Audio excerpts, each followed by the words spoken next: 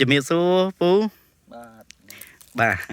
ហ្នឹងហើយអត់ទោសពូសុំស្គាល់ឈ្មោះនិងអាស័យដ្ឋានចការផងពូខ្ញុំការនៅមុខគាត់នៅច្បក់ជ្រុំ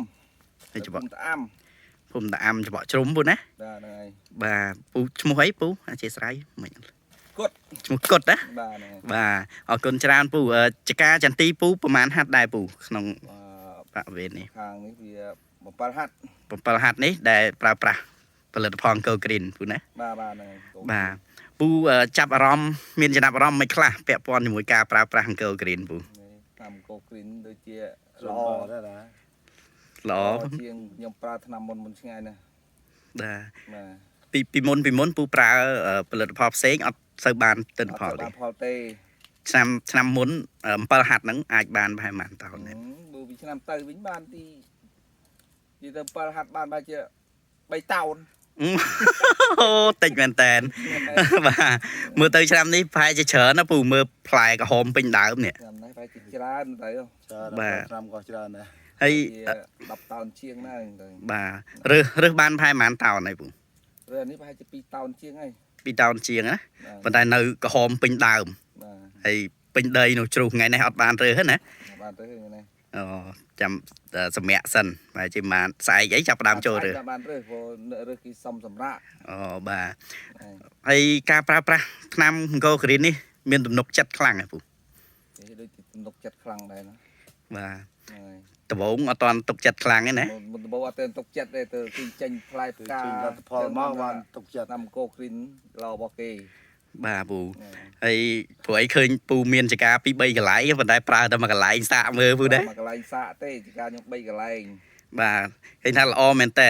ម្ចាស់ចការផ្សេងគួរតែយកគំរូតាមពូពាក់ព័ន្ធជាមួយនឹងការប្រើប្រាស់ដំបូងហ្នឹងក៏យើងអត់ទាន់ទុកចិត្តយើងបសោតមើលចការ3កន្លែងយើងបសោតមើលមួយកន្លែងហើយអញ្ចឹងទៅបាទវាខុសតែមួយនៅ2អញ្ចឹងប៉ុន្តែឃើញថាសាកទៅបានផលល្អអញ្ចេះស្ដាយបើបានប្រើទាំង3កន្លែងកាន់តែល្អទាំង3កន្លែងអែបាទពូមើលទៅផ្លែច្រើនពូនៅម្ដុំនេះគេផ្លែច្រើនដែរឬមួយក៏មិនទេដូចជាអត់ឃើញមានទេតាមដានមើលទៅអត់មានដូចជាការនេះទេអូអត់ដូចជាការនេះបានច្រើនណាពូណាបាទសង្ឃឹមថាផលច្រើនរាល់ឆ្នាំហើយឆ្នាំក្រោយអីមើលទៅប្រើអង្គក្រីនទាំងអស់ពូណាហើយជាអាចប្រើទាំងអស់ហ្នឹងទៅបាទឆ្នាំក្រោយបាទជាចុងក្រោយមានអីផ្ដាំផ្ញើទៅអ្នកទស្សនាពូម្ចាស់ចការផ្សេងទៀតទៅមើលមានចការសុំប្រើលទ្ធផលរបស់អង្គក្រីនទៅតាមនៅដូចជាល្អគួរសមដែរបាទល្អគួរសមមួយណាបាទនេះបើយើងបានប្រើជីប្រើអីទៀតប្រហែលជាលើសនេះទៀតទៅឆ្នាំនេះបានដាក់ជីហ៎ពូឆ្នាំនេះដាក់ជីដូចជីតិចតូចទេដាក់ដែរតែដាក់តិចបាទដាក់តិចឆ្នាំមុនខ្ញុំដាក់មកខាងនេះចូល50B បាទ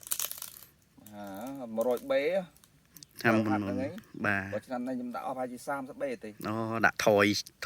ច្រើនវាអត់ដែរបានជោគជ័យយើងបន្ថយខ្លាចខាតបាទ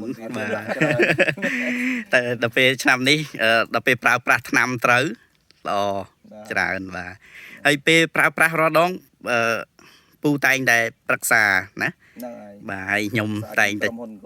បាទខ្ញុំតែងចុះមករហូត